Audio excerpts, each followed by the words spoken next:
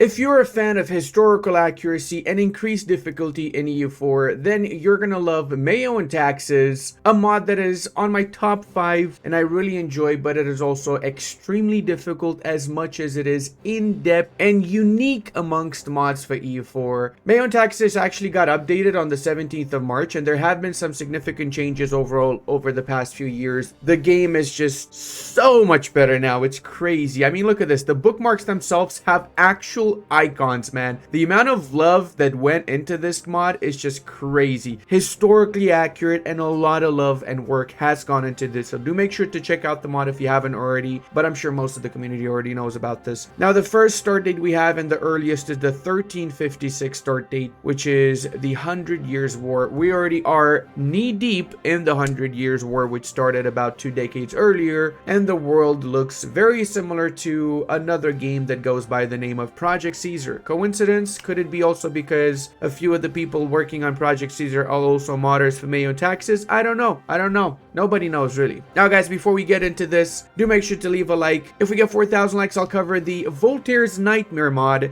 and make sure to also subscribe. I'm trying to get to 230,000 subs by May 20th as a little challenge between me and Waifu. I'd really appreciate it. Now the culture map mode is where it really gets interesting, guys, because this is honestly one of the more accurately depicted cultures of 1356 I've seen out of all the mods around. And I love how the Greeks are known as the Romaioi Romans, because at the time the Greeks really did consider themselves Romans as part of the Roman Empire, or as we call it, the Byzantines. They definitely did not call themselves that. They did in fact call themselves the Basileia Romaion. We're gonna start our adventure as the Basileia Romaion. The first thing that's gonna come as a bit of a surprise when you start your MEIOU and Taxes campaign is the fact that the screen is completely different. We have the top of the screen showing all the vital information a little bit strangely compared to what you're used to in the regular EU4, I'd say, but don't let that discourage you. It is actually very simple to understand. Look at the amount of corruption we have as the Romans here. 51 corruption. We are so dead, it's not even funny. I mean, first off, this is pretty accurate. Let's be honest here. This is actually pretty freaking accurate. We have a pop-up for MEIOU and Taxes, which explains a little bit more about the game, how exactly you should be playing, what has changed. The development team here, big shout out to all the developers, of course, of the mod. And you have some options if you want to change the difficulty, some settings, culture conversion speed, etc. So let's just begin the game. I'm not going to go through that too much. All the other screens have some changes too. We have a lot of new missions added. Look at the missions for the Romans. It's crazy, the changes here. Decisions, we have a lot of new decisions, as well as they have actually gone through the work of adding icons and making this a little bit more approachable, let's say. I wish that EU5 has something similar to this, like the decisions have different colors. Color coding is honestly really good for me with my dyslexia, to be honest, guys. I struggle a lot with just reading a lot of text, and this makes it so much easier for me, at least. We have a lot of policies we can go from day one, and that is because we actually start with some ideas from the start of the campaign. We have the legacy of Romaioi with 2 national ideas already unlocked: the culture conversion resistance, as well as the capital infrastructure, state reach, etc. Bureaucracy is also fully researched, and that's very accurate because the Byzantines were renowned for their bureaucracy. We literally call it Byzantine bureaucracy when there's a lot of bureaucracy involved and it's very complicated. Then we also have diplomacy fully researched. Most of these are actually really good idea sets. At admin tech 18, we unlock the next idea, and as you can see, we have a lot of changes here with idea groups too. We start with a subject, the Despotat of Morea, which is accurate. The southern tip of Greece at this period was in fact a despotate under vassalage of the Romans, not necessarily direct control by the Romans. Our income is just non-existent. I mean, this is crazy. We're getting literally 0 production, 0 trade, and only 3.8 taxation. That is brutal. I mean, really brutal. We have unique units, and check it out, we have fire damage. That's because in the 1300s, reality is that guns were around, not the guns that we know. It was very, very primitive, arquebusier style, very limited power guns, but there were guns around since the 1200s for that matter in Europe. So it's good to see that we have some fire damage for the Byzantine units, which did in fact have guns at the time. Not all of them, very few, but they were some of the first units to use guns in this particular time frame. Our army is very small though. We only have 2,000 soldiers and 4 galleys, or what is this? 1 galley and 3 cogs. That is crazy. How about the Ottomans? They have 7,000 units. You know what? I'm gonna go ahead and say that that's actually pretty close to the reality of it. I don't think it was 2,000 though. It was probably around 7 to 10,000 standing army. It was probably around 7 to 10,000 soldiers the Byzantines would have in 1356. And that's because they just came out of a civil war, and historically they were going to go into another civil war right after this particular period. It was like 3 civil wars in the 1300s for the Byzantines. And we do have the famous city of Philadelphia here as an enclave within the Anatolian parts. It was one of the last cities. In fact, it was the last city to fall in Anatolia to Ottoman hands. We do have here some different interactions with our buildings. You probably noticed we have a road network, which right now in Philadelphia is 0. If you go over to Byzantium, we currently have a level 1 road, pathing rank 1 basically. There's a lot of different modifiers here. It does take a while to get used to them. You probably noticed there is no development though. That's because development has been replaced by population. So we have development as a total thing, which is the sum up of all the population that we have right now. And then we have the old military replaced by the upper class. The development for the Diplo is replaced by the urban development, which is the urban pops, I guess. And then the rural development, which is the rural pops. And as you would imagine, more urbanized cities like Constantinople have more urban pops. Less urbanized have more rural, like the province of Litilsa.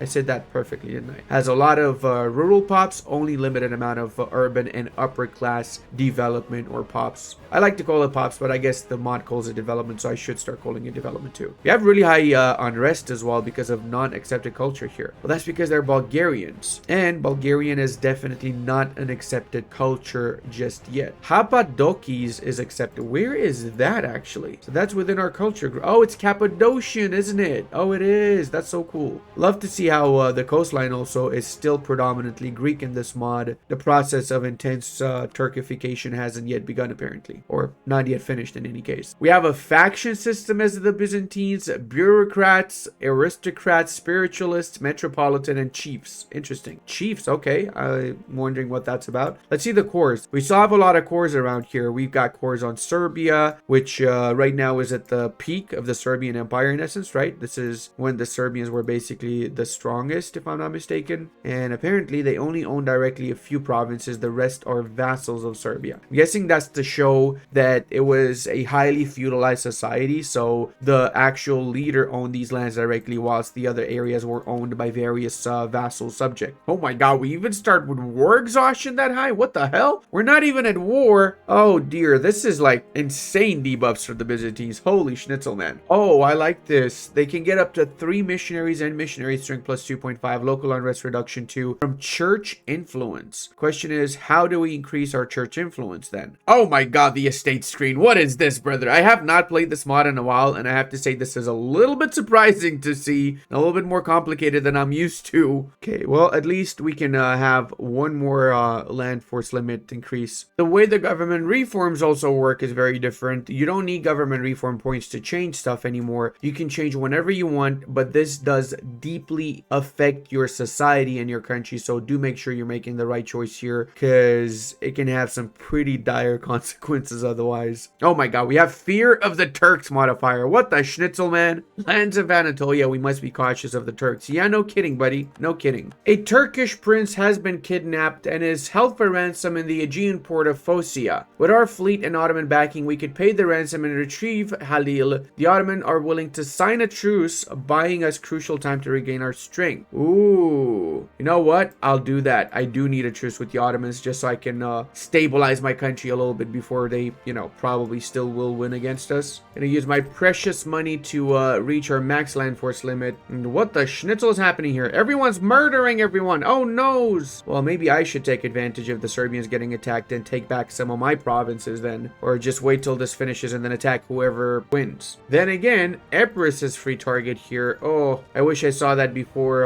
Nemaizinci over here attacked them. Time to get some relations. I'm gonna start improving with as many nations as I can in the hopes that maybe I'll be able to get an ally. Oh, look at that, boys. The Serbians have 0 units and their subjects have 2,000, 1,000. I think that's our cue, boys. I think that's definitely our cue. Let's go ahead and attack them. It's time we take back our rightful lands. Far too long have the Serbs held on to these provinces, and they kind of just held on to them for like 20 years, 15 years. They literally recently conquered these, but it's still far too long. Okay, that's my point here. Let's go ahead and attack. We're gonna make our leader a general because I don't care if he dies. He's absolute trash. But then again, his heir is too. So casual Byzantine game, boys. We might also need some mercenaries. So let's see. Should we hire the Minor Free Company? Oh, interesting name. 25 ducats. Oh my god, that's gonna be a big amount. But you know what? I'll do it. Let's go. We only have 1,000 manpower, so we cannot afford to waste all of our units in this war. Okay, we got one battle going, and that's a stack wipe. Beautiful. Let's go ahead and stack wipe the army that's sieging down Thessaloniki as well, and that's basically half of the Serbian army. I am loving this already. We're making progress, boys. Let's make sure we secure both of these provinces so we can enforce eventually and get... Wait, we can already get these? Well, that was freaking easy, wasn't it? Can we get more? Oh my god, we can! Why is that? What? That seems a little bit too easy, bro. Huh. You know what? I'm gonna do it, boys. I'm gonna do it. Let's go. The reason I'm doing it is because that's just free war, man. That's literally a free war. I don't need to stay at war, and we gain back a sizable amount of our population. That's like 15, almost 20 population, which is pretty huge. Core them up now. And now these bad boys have 1,000, 2,000, and 800 soldiers. So the reality is that these bad boys are going to be getting themselves Stack and Vapenik roomed against me. Let's go with the Reconquest, of course, and set Thessalia as the war target. They're basically pushing into us now, so hopefully we win this. We have the defender advantage, -1 dice roll for attacker. All right, come on, we got this. Come on, come on, come on, come on, come on. You got a pretty decent general actually come in, and oh, that was a stack wipe for them. Let's make sure we consolidate our units next and get ready for the big Chad Lord to come in here. Oh yes, baby, come on, give me that. Oh yes, okay, we won the war. That's basically a clear win for us. The beauty about MEIOU taxes is that once you defeated an enemy army, it's going to be close to impossible early on, especially for them to recover and do anything else against you afterwards. So let's just go ahead and secure our gains and make sure we take these provinces before anyone else. If we're lucky, we can attack and take over all of Epirus before anyone else does too. So then we have all of the northern Greek parts all to us. That's going to be a lot easier for us to recover. We will need, after we secure all the northern Greek parts, to chill for a good 10 years probably before we can even think about the Ottomans. And I'm worried that they're going to attack us in the meanwhile when the truce is over, when 1362. So we got to be ready for that. Oh yes, we managed to wipe out these bad boys before they even managed to get full strength back. Well, that wasn't a stack wipe, to be fair, so they might actually recover and come back against us. Let's see. But courtesy of Epirus, they did end up getting stack wiped. Kick.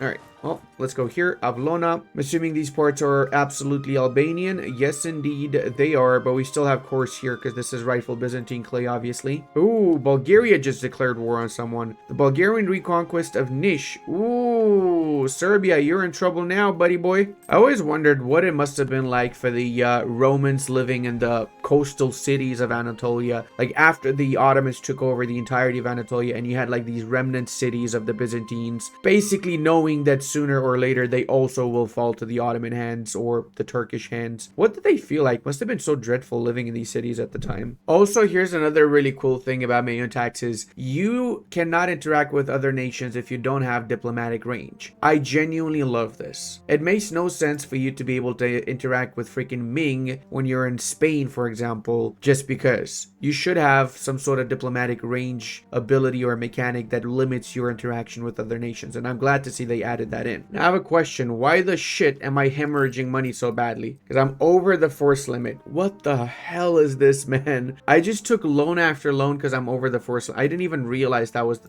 that bad. Why is my freaking force limit down to 1? That's the real question. What happened? So we would leave them alive in the province of Nemajinci, which is the name of their country too, or we could push for the war, full annexation, but that means we would have to fight for longer.